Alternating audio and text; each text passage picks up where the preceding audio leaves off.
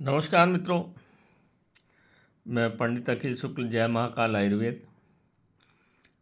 ये मेरा mobile number है 9165823800,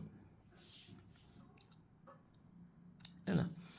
आज अपन बात करेंगे, जैसा कि आप जानते हैं कि पूरी दुनिया में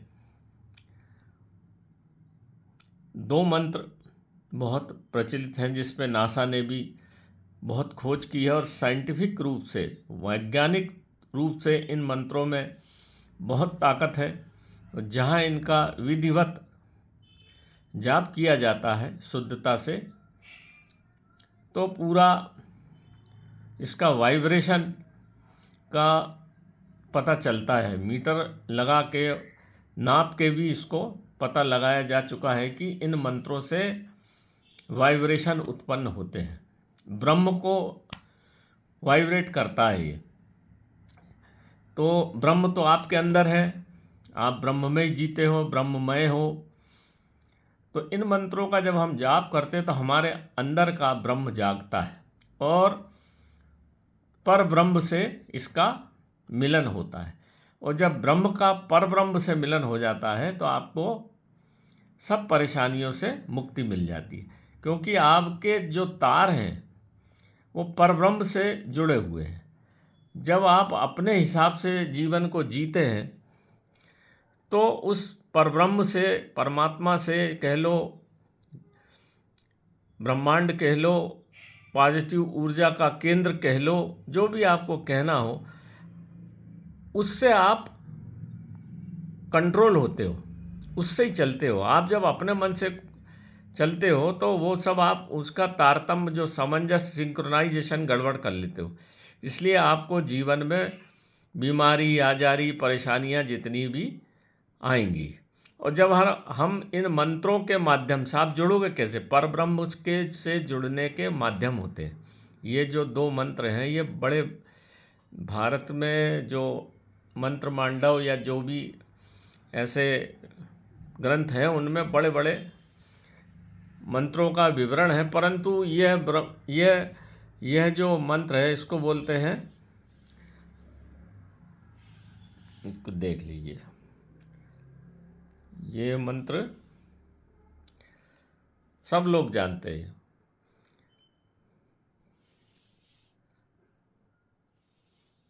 इसको बोलते हैं महामृत्युंजय मंत्र। महामृत्युंजय मंत्र, ये देखिए, सब जानते हैं। इसका विवरण आपको शिव पुराण के सती खंड में मिल जाएगा, विस्तृत। तो ये जो सामने लिखा हुआ है, ओम होम जूम सह, यहाँ तक तो कोई नहीं बताता। ओम भूर्वस्व तत्स, ओम भूर्वस्व यम कम जजामहे सुगंधि, बाकी ये बताएंगे। फिर बाद का जो नीचे है, स्वह भूम भू ओम सह जूम ओम सह जूम ओम होम ओम, ये जो है, ये जो नीचे और ऊपर जो लिखे हुए हैं, ये इसका संपुट है। और बिना संपुट के कोई भी मंत्र काम नहीं करता, इसलिए मेरे को इसको आपको बताना पड़ रहा है। जब भी इसको मंत्र पढ़ें तो बढ़िया उत्तर की तरफ मुँह करके, नहा धो के, और हल्का सा पीला कलर का धोती, अपना कुर्ता पहने, भगवान शिव को प्रार्थना करें, अपने गुरु को जाप करें, आपका गणेश जी का आवाहन करें। और आपके कोई गुरु नहीं हो तो दत्तात्रेय भगवान को याद करें, वो सबके गुरु हैं। और फिर एक माला इस मंत्र की करना है, या जितना आप कर सकें सामर्थ्य अनुसार, पर इसमें संपुट जरूर लगाना है। ओम ओम जूम सह, ये संपुट है सामने का। और स्वह भूम, ये ऐसे ही पढ़ना पड़ता है इसको, इसका साउंड भी ऐसी होना चाहिए मन में। स्वह भू भू ओम सह जू ओम होम, ऐसा आपको पढ़ना पड़ेगा। और मंत्र मन में ही जोर देना है ना। तो ये जब संपुट दे के आप कोई मंत्र पढ़ोगे तो इसके संपुट का मतलब होता है मुंह और पूंछ, तब जाके पूर्ण शरीर बनता है। तो आप जो हमारा मंत्र है ओम भूर्भुवस्सुवः, ये तो पढ़ लेते हो आप, पर जब बिना संपुट के कोई भी मंत्र जो पढ़ा जाता है वो किसी काम का नहीं, 2 कौड़ी का, उसका कोई प्रभाव आपके जीवन में नहीं पड़ेगा। और जो कहते हैं कि हमने पंडित को बिठा के सब, आप जैसे बीमार हैं, ये मृत्युजय कष्ट यहाँ पे लिखा है ना, बंधना मृत्यु मूर्मक्ष्या, ये यो मूर्वक्ष्या का मतलब होता है जो आपको बंधन हो गया है, एक प्रकार का जो बंधन हो गया है, चाहे वो किसी का ही बंधन हो, पैसे का हो, परेशानी का हो, ग्रहों का हो, मृत्यु का हो, बीमारी का हो, आजारी का हो, मुकदमे का हो, किसी भी प्रकार के बंधन से मुक्ति दिलाने वाला मंत्र है ये, किसी भी से बंधन से मुक्ति दिलाने वाला, हर परेशानी का उपाय है ये मंत्र, है ना। मंत्रों में बहुत ताकत होती, बशर्ते ठीक ढंग से उसका उच्चारण हो, ठीक ढंग से उसको हम पढ़ सकें। थोड़ा प्रैक्टिस करेंगे तो हो जाता है, पहले वैसे ही पढ़ के प्रैक्टिस कर लीजिए, फिर इसको पढ़िए, कोई बड़ी बात नहीं है ना। इस मंत्र का जाप करना चाहिए 1 माला 2 माला। अगर आप इसका डेली 108 1 या 11 ही मंत्र अगर रोज़ पढ़ते हैं तो आपको फिर परेशानियां, बंधन होएगा ही नहीं, परेशानियों का बंधन, इसका मतलब ये है। ये बहुत ताकतवर चीज़ है और इसके ऊपर नासा ने बहुत काम किया है। और फिर इसके बाद प्रार्थना, आप मंत्र तो पढ़ लेते हो, प्रार्थना नहीं पढ़ते, घुइता घुइतो, आप देखा होगा कभी कभी पंडित जी ये लोग मन में घुइता घुइतो जैसे पढ़ते मन ही मन, तो आपको ये प्रार्थना पढ़ना जरूरी है। सिद्धि भवति में देवम तत्व प्रसादना महेश्वरम, तत्व प्रसादनम महेश्वर, मतलब महेश है तत्व के स्वरूप में, महेश मतलब शंकर भगवान पृथ्वी में तत्व के स्वरूप में है। इसलिए भगवान शंकर का मंदिर कहाँ होता है? शमशान में, आपकी जहाँ पर दहन संस्कार होता है। जैसे हर शमशान में तो नहीं बनता, पर मैंने अधिकांश शमशान में भगवान शंकर का मंदिर देखा, एक ही देवता का मंदिर होता वहाँ पे, क्योंकि ये शमशान के भी देवता हैं और बाहर तो देव हैं ही हैं, इसलिए इनको देवादि देव महादेव कहा जाता है, क्योंकि ये मृत्यु के भी और जन्म के दोनों के देवता हैं। इसलिए मणिकर्णिका घाट में भगवान शिव का ही सब जगह, और नर्मदा के किनारे जितने भी जगह दहन संस्कार होता है सब जगह भगवान शंकर उत्तर तरफ, उत्तर तट पर भगवान शिव महेश घूमते रहते हैं। तो जो 5 तत्व विलीन होते हैं इनको तत्व महेश्वरम इसलिए बोलते हैं कि इन्हीं में, महेश में ही 5 तत्व, शमशान में 5 तत्व विलीन हो जाते हैं। आग, आपका शरीर जल जाता आग में, मिट्टी में मिल जाता, आकाश में उड़ जाता और पानी में। इसलिए नदी के किनारे दहन संस्कार किया जाता है कि पानी, उसी वक्त पानी में आपकी अस्थियां बहा दे जाना चाहिए। और 5 तत्व को इकट्ठा करके माता पार्वती, जगत जननी धात्री जिसको बोलते हैं, 5 तत्व का एकत्रीकरण माता के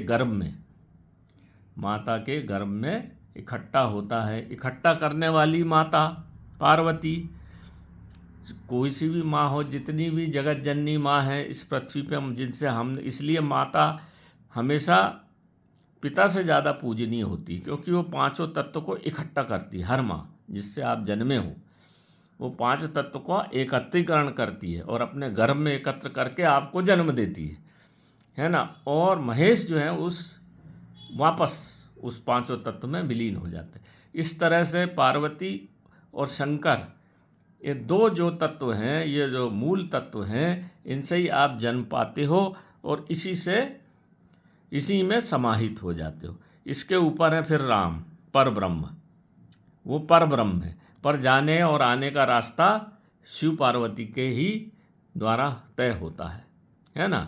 तो ये जो मंत्र है, इसीलिए इस मंत्र की बड़ी महिमा है। इस मंत्र की इसलिए बड़ी महिमा है कि जब हम इनका जाप करते हैं तो संसार में कोई कष्ट हमको छू ही नहीं पाता इसको, परंतु इसमें प्रार्थना बहुत ज़रूरी है। भगवान शिव की प्रार्थना, आप प्रार्थना तो हर जगह, जैसे आप आवेदन लिखते हो, प्रार्थना पत्र लिखते हो ना, इसमें नौकरी में जाने के लिए, बाकी सब जगह तो आप लिखते हो, पर जब मंत्र पढ़ते तब अंत में प्रार्थना नहीं पढ़ते। हर मंत्र के बाद प्रार्थना पढ़ना आवश्यक है, नहीं तो उसका कोई लाभ मिलता नहीं। ये तो है पूरा मंत्र। अब मैं अगले वीडियो में इसका बीज मंत्र, अगर आप इतना लंबा नहीं पढ़ सकते तो अगले वीडियो में मैं इसका बीज मंत्र डालूंगा, और परंतु वो बीज मंत्र तंत्र के साथ पढ़ना पड़ता। भोजपत्र पर आप वो कैसे तंत्र बनाएंगे, भोजपत्र पर अभी वो भोजपत्र पर उसका पूरा यंत्र बनता है, यंत्र तंत्र और मंत्र, तो वो परंतु बीज मंत्र है, छोटा मंत्र है, उसके लिए यंत्र की ज़रूरत पड़ती है। इसके लिए यंत्र की ज़रूरत नहीं पड़, आप खुद ही यंत्र हो। ज़रा समझो, बात की गंभीरता को समझो भैया। इसमें क्या है, आप खुद यंत्र बनते हो इस मंत्र में, और जो बीज मंत्र बनता है उसके लिए फिर भोजपत्र में यंत्र बना के फिर बीज मंत्र पढ़ा जाता है, तो वो उस यंत्र के माध्यम से आपका जो भी प्रार्थना है, जो भी मुसीबत है, उसको कम किया जाता है। और मैं पक्का बताता हूँ, इससे हर प्रकार की मुसीबत संसार में दूर होती है। तो नमस्कार मित्रों, ये छोटी सी बात थी, मैं ये डालूँगा। इसके बाद आपका